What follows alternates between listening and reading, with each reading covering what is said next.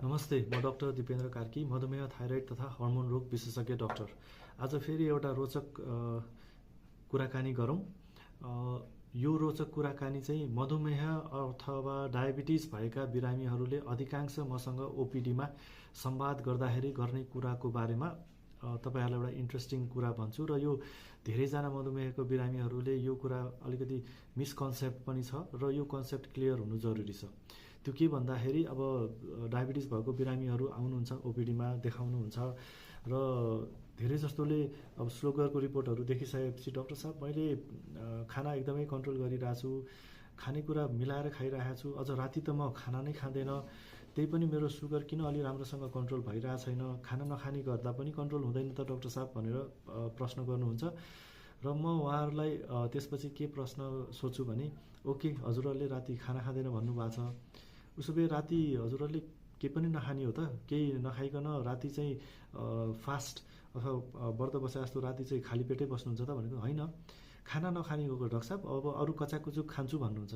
र त्यसपछि मेरो प्रश्न हुन्छ, कचाकुचुक भन्नाले हजुरले के भन्नुभयो त? त्यसो भए राति के खानुहुन्छ भन्दाखेरि उहाँले म राति कहिलेकाहीँ रोटी खान्छु डाक्टर साहब, कहिलेकाहीँ ढिँडो खान्छु, कहिलेकाहीँ त्यस्तै पर्यो भने चिउरा पनि खाइन्छ, अब कहिलेकाहीँ बाहिर गइया छ भने अरू कुराहरू मोमो अथवा अरू कुराहरू पनि खाइरहेको हुन्छ राति चाहिँ, अथवा फलफुल खाइन्छ कहिलेकाहीँ राति, दुध र फलफुल मात्रै खाइन्छ भन्नुहुन्छ।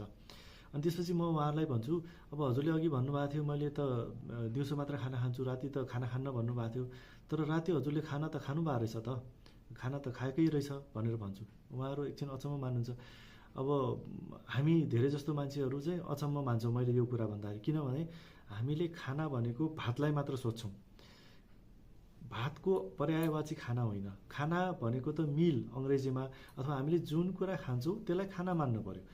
अब भात त त्यो खानाको एउटा प्रकारमा पर्यो। त्यस्तै अब भातको सट्टामा यदि हामीले रोटी खान्छौँ भने त्यसलाई पनि खाना मान्नु पर्यो, अथवा त्यसको सट्टामा ढिँडो खान्छौँ भने त्यसलाई पनि खाना मान्नु पर्यो, चिउरा खाइन्छ अथवा फलफुल खाइन्छ, जुनसुकै खानेकुरा खाए पनि खानेकुरालाई चाहिँ खाना मान्नु पर्यो हामीले, खानाको पर्यायवाची भात होइन। र अर्को कुरा के बुझ्नु पर्यो भने सुगर हाम्रो खानामा चाहिँ कार्बोहाइड्रेट भएको यदि कन्टेन्टहरू बढी छ भने सुगर कन्ट्रोल हुँदैन। त्यो भनेको अर्थ भात मात्र होइन, रोटीले अथवा ढिँडोले अथवा जौँले, ओट्सले अथवा फलफुलले, चिउराले, हरेक कुरा यी मैले अघि भनेका कुराहरू सबै कार्बोहाइड्रेट जन्य खानेकुरा हुन्। र यो खानेकुराहरू खाइसकेपछि हाम्रो सुगर चाहिँ कम हुने होइन कि सुगर बढ्ने नै हो। त्यसकारणले हाम्रो खानामा कार्बोहाइड्रेटको मात्रा धेरै छ भने त्यसले सुगर बढाउँछ नै।